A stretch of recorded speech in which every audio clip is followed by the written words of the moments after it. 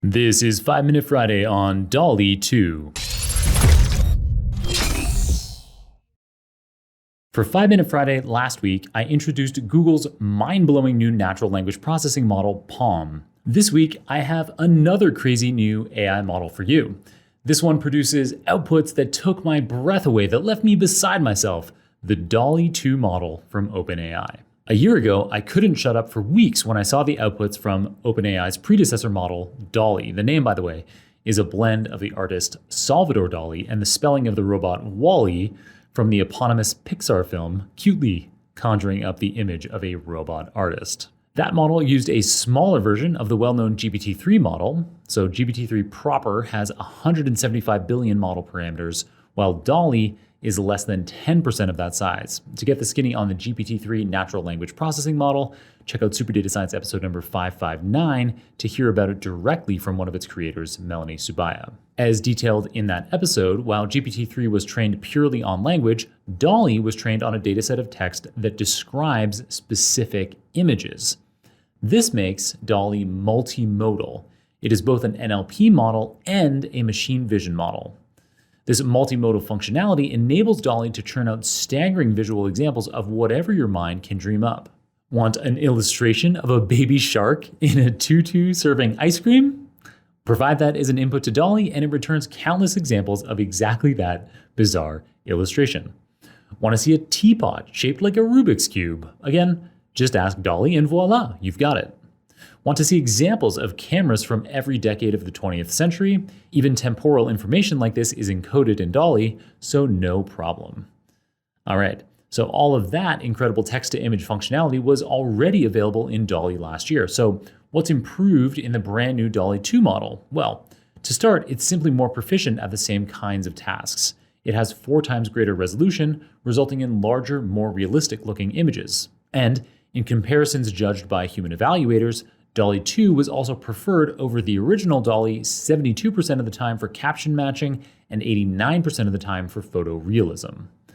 But DALL-E 2 is not just better at the same kinds of tasks. DALL-E 2 is also capable of accepting images as part of its input, and so is capable of entirely new kinds of tasks. For example, DALL-E 2 can do image edits. If you input an image of an art gallery and then ask DALL-E 2 to add a Yorkshire Terrier, depending on the location in the image you specify, DALL-E 2 will add a Yorkshire Terrier in the correct style. So, if you specify that you'd like the terrier on a painting in the art gallery by Claude Monet, then the terrier will appear in the painting in Monet's style. If alternatively, you specify you'd like the terrier on a modern painting in the art gallery, then the terrier will appear on the painting in a correspondingly modern style. And in a completely different kind of example, if you specify that you'd like the terrier to be sitting on a bench within the art gallery, then instead of being on a painting in a painted style, the terrier will be photorealistic. Finally, DALL-E 2 can receive any given image as input and create variations that are inspired by the original. They'll be roughly consistent with the original in terms of both style and composition, but the variations will all be unique and never seen before. Check out the link to the OpenAI DALL-E 2 webpage in the show notes to play around with various inputs and see the wild, impressive outputs. At this time, playing around on the webpage like that within a tightly constrained playground of pre-computed outputs is the most that OpenAI will let you do with DALL-E 2. While on the one hand, it would be awesome if we could all be using DALL-E 2 straight away to have fun, to help us with the design of something, to create new art, or for artistic inspiration. If the model were openly available, its flexibility and staggering photorealism would also make it ripe for abuse. By not including explicit content like violent or pornographic images in DALL-E 2's training data, OpenAI have made an effort to avoid the most egregious abuses. And they've also limited the model's ability to create photorealistic images of the faces of any specific real person, but they anticipate that there will be other gaps they hadn't thought of, so they are rolling out access to DALL-E 2 in phases. Feel free to add yourself to the waitlist.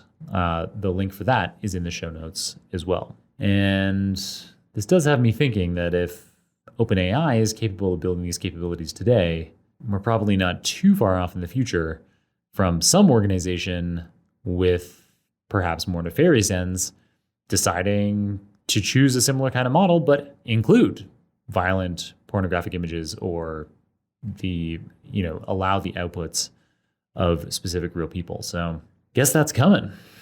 Whew. Well, frightening, but at least we don't have to worry about it today. All right, that's it for this 5-Minute Friday episode. Keep on rocking it out there, folks, and I'm looking forward to enjoying another round of the Super Data Science Podcast with you very soon.